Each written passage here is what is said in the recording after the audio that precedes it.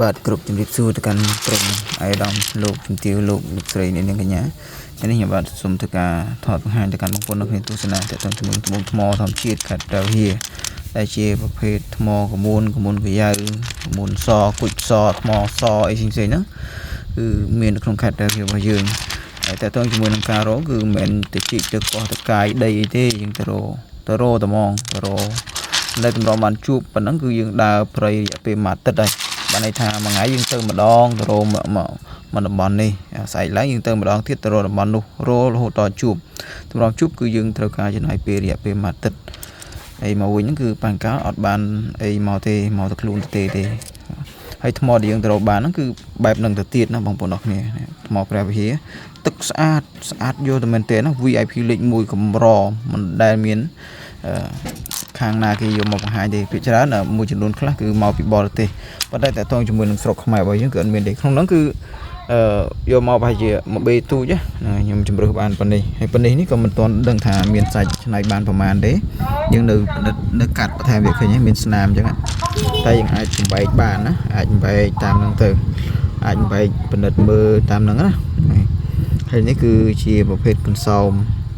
ខាងក្រៅណាឃើញសាច់របស់គេគឺប្លែកខ្លាំងមែនទែនកាត់ឡើងចេញពីធម្មជាតិហ្នឹងហើយតម្រាំបានប៉ុណ្នេះបងប្អូនហើយគឺចំណាយពេលវេលាដើរខ្លាំងមែនទែនដើរតម្រាំបានជួបតម្រាំបានឃើញហើយគឺបានសាច់ល្អខ្លះបានសាច់មិនល្អខ្លះប៉ុន្តែយកមកពិនិត្យជំរើសតាមក្រោយណាយកមកពិនិត្យជំរើសតាមក្រោយនេះឃើញទឹកស្អាតណាស់បងប្អូនហើយស្អាតណា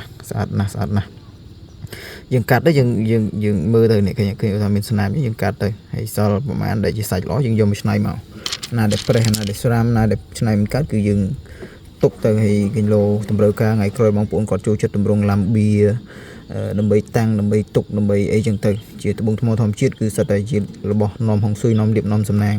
ព្រោះពេលយើងទៅរកគឺយើងផ្សងសំណាងពេលយើងបានមកគឺជាលៀបជាសំណាងហើយពេលយើងយកទៅប្រើប្រាស់បន្ថែមទៀត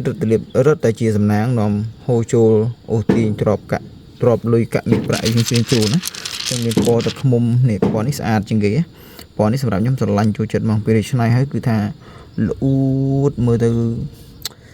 ឆ្ងាញ់មែនទេណាឆ្ងាញ់មែនទេពេលយើងឆ្នៃហើយពណ៌សនេះប៉ុន្តែពណ៌ទឹកដោះគោតែស្អាតណានេះឃើញប្រេះយើងមើលឃើញច្បាស់ហ្នឹង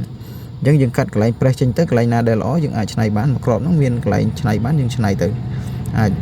តាមហ្នឹងណាបងប្អូនអរគ្នាអញ្ចឹងមានวันนี้សម្រាប់ការធ្វើវីដេអូថតបង្ហាញជូនបងប្អូនអរគ្នាទស្សនាមានអ្វីដែលជាចំណុចខុសឆ្គងខ្វះខាតត្រង់ចន្លោះណាមួយសូមមេត្តាខន្តីអភ័យទោសទៅកាន់បងប្អូនអរគ្នាផង